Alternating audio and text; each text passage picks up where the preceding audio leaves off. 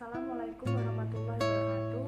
Perkenalkan, nama saya Indi Suci Lestari. Di sini kita akan belajar bersama-sama tentang apa itu triase.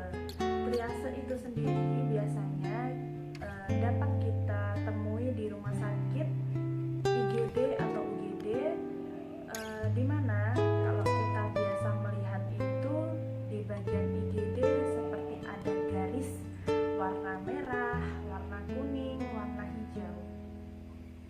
Di sini kita akan membahas tentang triase terlebih dahulu.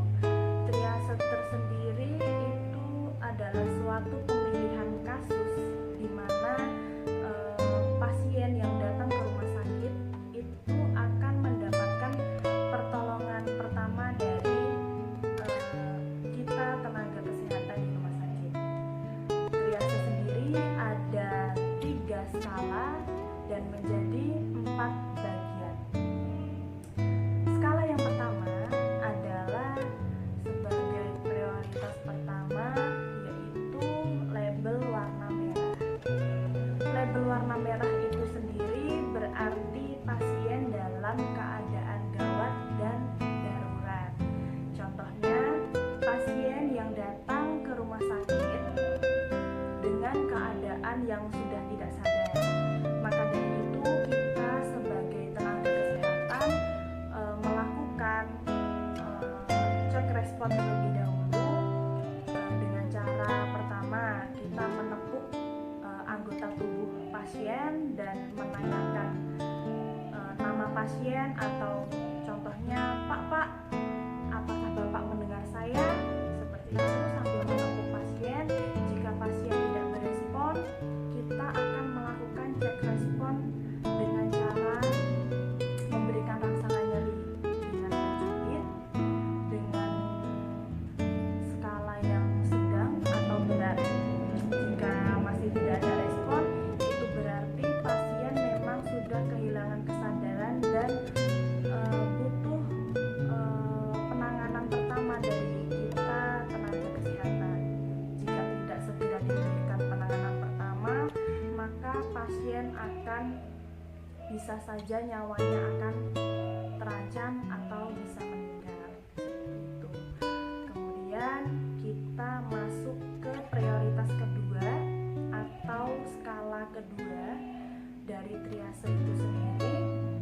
Kita memberikan prioritas kedua pada kode warna kuning, di mana kode warna kuning itu adalah pasien yang gawat namun tidak darurat. Contohnya seperti pasien datang ke rumah sakit mengeluh sakitnya pada bagian perut. Lalu pasien mendislokasi nyerinya dengan cara memegang area nyeri di bagian perutnya. Di situ kita sebagai tenaga kesehatan belum mengetahui sebab kenapa perut pasien menjadi sakit.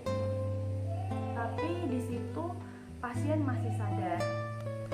Maka dari itu kita sebagai tenaga kesehatan meletakkan pasien tersebut di prioritas kedua, yaitu di skala kedua warna kuning.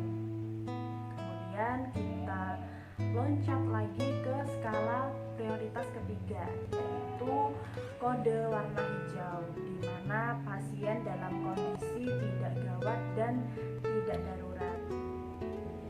Sebagai contoh, pasien datang ke rumah sakit dengan kondisi batuk pilek, batuknya sangat menggigil, namun pasien masih sadar, masih bisa berjalan. Kemudian kita sebagai tenaga kesehatan memberikan prioritas pasien tersebut terakhir atau prioritas yang ketiga.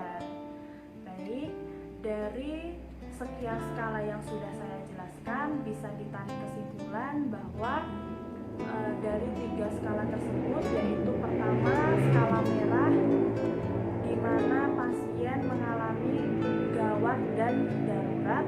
Kedua atau prioritas kedua adalah warna kuning, di mana pasien mengalami kondisi gawat namun tidak darurat. Kemudian prioritas prioritas terakhir atau ketiga, itu ada label warna hijau, di mana pasien tidak mengalami gawat ataupun darurat. Oke, ada 3 skala, namun ada satu skala yang tidak kita masukkan pada skala prioritas, yaitu warna hitam, di mana pasien dengan skala warna hitam itu datang ke rumah sakit sudah benar-benar tidak sadar, tidak ada respon, dan bisa saja pasien dengan warna hitam ini adalah pasien dalam kondisi yang sudah meninggal. Baik, cukup sekian penjelasan dari saya. Semoga bermanfaat. Wassalamualaikum warahmatullahi wabarakatuh.